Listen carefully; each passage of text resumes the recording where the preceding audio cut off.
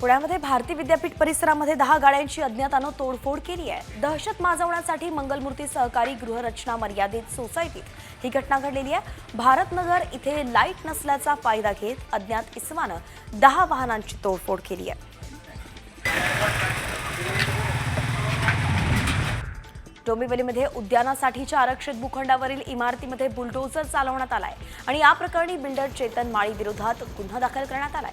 Police बंदोबस्तामध्ये Poclain जेसीबीच्या सहाय्यानं ही इमारत KDMC कर्मचाऱ्यांनी हातोडा मारत तोडून टाकली। बुलढाण्यामध्ये मराठीच्या मुद्द्यावरती बँकेत स्वाभिमानी शेतकरी संघटनेनं चांगलाच गोंधळ घातला।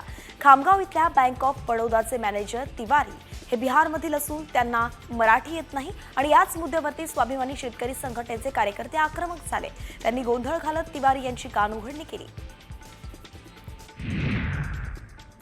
राज्यातील शेतकऱ्यांच्या पीएम किसान योजनेचे पैसे परप्रांतीयांनी ओरबाडलेत। नाशिकच्या कळवण तालुक्यातील भादवन गावातून हा प्रकार समोर आलाय। गावात घर नाही, शेती नाही आणि तरीही पश्चिम बंगालच्या भामट्यांनी पीएम किसान योजनेचा हप्ता लाटल्याचं आता समोर आलंय।